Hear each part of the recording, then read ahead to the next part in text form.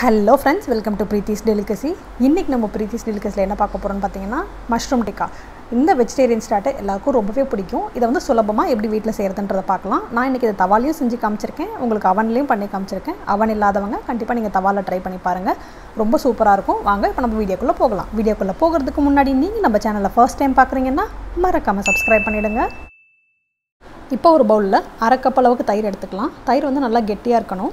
இது கூடவே 1/2 டீஸ்பூன் அளவுக்கு கரம் மசாலா, 1/4 டீஸ்பூன் அளவுக்கு மஞ்சள் தூள், 1/2 டீஸ்பூன் அளவுக்கு ஜீரகத்தூள், 1/2 டீஸ்பூன் தனியாத்தூள், 1 teaspoon Kashmiri red chilli powder சேர்த்திருக்கேன்.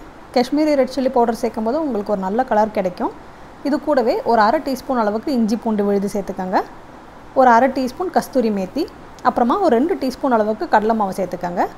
இது கூடவே ஒரு 1/2 மூடி எலுமிச்சம்பழத்தை புழிஞ்சு விட்டுக்கங்க. அப்புறமா ஒரு 2 டீஸ்பூன் அளவுக்கு எண்ணெய் சேர்த்துக்கங்க. நீங்கள் எந்த குக்கிங் ஆயில் யூஸ் பண்ணாலும் பரவாயில்ல, அதில் ஒரு 2 டீஸ்பூன் சேர்த்துக்கங்க. இது கூடவே தேவையான அளவுக்கு உப்பு சேர்த்து நல்லா கலந்து விட்டுக்கங்க. ஒரு நல்ல ஸ்மூத்தான திக் பேஸ்ட்டாக வரும், அந்த அளவுக்கு நீங்கள் நல்லா கலந்துக்கங்க. இப்போ நம்ம காளான் சேர்த்துடலாம். நான் இன்றைக்கி 200 கிராம் அளவுக்கு இருக்கிற காளான் இப்போ இதுக்குள்ளே சேர்த்துக்கிறேன். சேர்த்துட்டு ஒரு தடவை நல்லா கலந்து விட்டுக்கிறேன். இது கூடவே நான் இப்போ குடமிளகா சேர்த்துக்கிறேன். நான் பச்சை கலரில் சேர்த்துருக்கேன். உங்கள்கிட்ட இன்னும் ரெட் கலர் எல்லோ கலர் இருந்தால் நீங்கள் அது கூட ஆட் பண்ணிக்கலாம். இது கூடவே வெங்காயத்தை வந்து இந்த மாதிரி பெரிய பெரிய பீசஸாக ஹாஃபாக கட் பண்ணி நீங்கள் இப்போ உள்ளே சேர்த்து நல்லா மிக்ஸ் பண்ணி விட்டுக்கங்க. மசாலாஸ் எல்லாம் ஒன்றா பிளெண்ட் ஆகணும், அந்த மாதிரி நீங்கள் நல்லா மிக்ஸ் பண்ணிக்கோங்க. இப்போ பாருங்கள், மஷ்ரூம் வந்து மசாலா கூட நல்லா மிக்ஸ் ஆகிடுச்சு.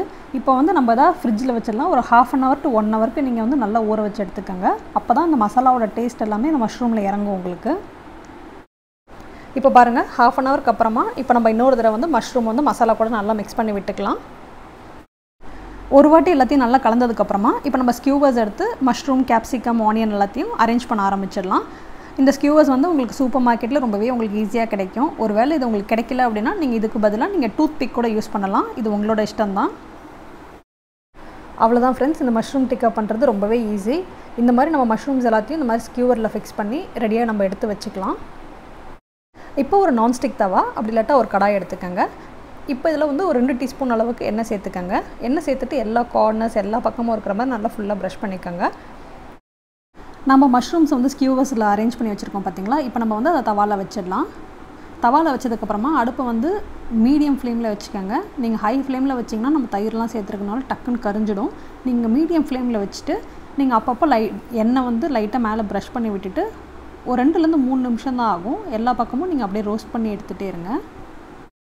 நீங்கள் அந்த மஷ்ரூம் டிக்காவை கிரில் பண்ண போகிறீங்க அப்படின்னா ஃபஸ்ட் நம்ம வந்து அவனை ப்ரீஹீட் பண்ணணும்.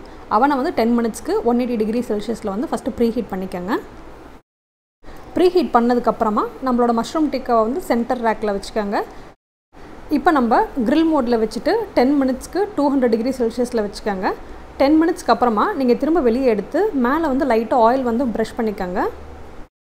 ஆயில் ப்ரஷ் பண்ணதுக்கப்புறமா திரும்ப இன்னும் ஒரு 10 minutes கிரில் மோடில் வச்சு எடுத்துக்கோங்க. நம்ம இது ஏன் பண்ணுறோன்னு பார்த்தீங்கன்னா, நீங்கள் இந்த மாதிரி பண்ணும்போது உங்களுக்கு மஷ்ரூம் வெளியே வந்து கிறிஸ்பியாக இருக்கும், உள்ளே வந்து ஜூஸியாக இருக்கும். அவ்வளோதாங்க, நம்மளோட மஷ்ரூம் டிக்கா ரொம்பவே சூப்பராக ரெடி ஆகிருச்சு. அவ்வளோதான் ஃப்ரெண்ட்ஸ், இந்த வெஜிடேரியன் ஸ்டார்டர் உங்கள் எல்லாருக்குமே ரொம்பவே பிடிச்சிருக்கும் நான் நம்புகிறேன். கண்டிப்பாக ட்ரை பண்ணி பார்த்துட்டு எப்படி இருந்துச்சுன்னு மறக்காமல் எனக்கு கமெண்ட் பாக்ஸில் சொல்லுங்கள். தேங்க்யூ ஃபார் வாட்சிங் த வீடியோ. என்னோட ரெசிபிஸ் உங்களுக்கு பிடிச்சிருந்ததுன்னா மறக்காமல் Subscribe பண்ணிவிடுங்க.